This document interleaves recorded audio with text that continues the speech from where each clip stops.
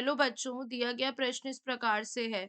RNA interference सम्मिलित होते हैं। आरएनए से रिवर्स ट्रांसक्रिप्टेज द्वारा cDNA के संश्लेषण में, पूरक आरएनए के कारण विशिष्ट एमआरएनए की स्प्लाइसिंग, डीएनए के संश्लेषण में आरएनए के हस्तक्षेप में, डीएनए से एमआरएनए के संश्लेषण में। प्रश्न की मुख्य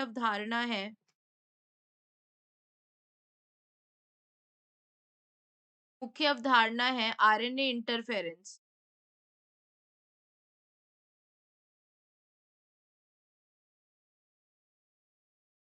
अगर हम बात करते हैं आरएनए इंटरफेरेंस, तो आरएनए इंटरफेरेंस क्या होता है? जैसे जो डीएनए क्या बनाता है, एमआरएनए बनाता है अनुलेखन की प्रक्रिया से। और यह जो इस आरएनए का जो जीन होता है, इस आरएनए में जो जीन पाया जाता है, वो क्या बना देता है? प्रोटीन बना देता है। ठीक है? तो आरएनए इंटरफेरेंस का मतलब क्या होता है? ये प्रोटीन की अभी आरएनए इंटरफेरेंस जो होता है, प्रोटीन की अभिव्यक्ति को रोक देता है।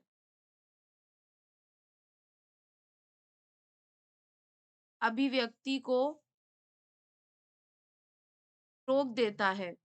ठीक है? तो प्रोटीन की यानी कि हो क्या रहा है यहाँ पर, इसका उपयोग कई रोगों में भी किया जाता है। जो जीन होता है क्या है, जो जीन हानिकारक होता है, उस जीन की वो जीन जो होता है उसकी हम क्या कर देते हैं, स्प्लाइसिंग कर देते हैं। स्प्लाइसिंग यानी उस जीन को अलग कर देते हैं। तो उस रोग में उस जीन तो वो जो जीन रोग उत्पन्न कर रहा था, तो जब प्रोटीन बनता है तो उसमें से वो जीन जो होता है वो हट जाता है। इसी को हम क्या कहते हैं, स्प्लाइसिंग की प्रक्रिया। और इस पूरी प्रक्रिया को हम क्या कहते हैं, ये आरएनए इंटरफेरेंस कहते हैं। और अलग करना, जीन को साइलेंट करना यानी कि अलग कर देने को हम क्या करते हैं, कहते हैं स्प्लाइसिंग। तो अब यहाँ पर हमसे कह रहा है आरएनए से रिवर्स ट्रांसक्रिप्टेज द्वारा cDNA के संश्लेषण में, यह गलत है। रिवर्स ट्रांसक्रिप्शन क्या होता है?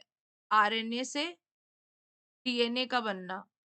यह तो यहाँ पर नहीं होगा। दूसरा है पूरक आरएनए के कारण विशिष्ट एमआरएनए की स्प्लाइसिंग, ये हमारा सही।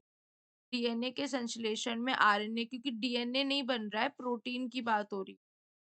डीएनए से एमआरएनए के संश्लेषण में, यह भी गलत है। इसे ट्रांसक्रिप्शन यानी अनुलेखन प्रक्रिया कहा जाता है। सही उत्तर क्या हो जाएगा हमारे पास? Option B. आशा करती हूँ आपको समझ में आया होगा। धन्यवाद।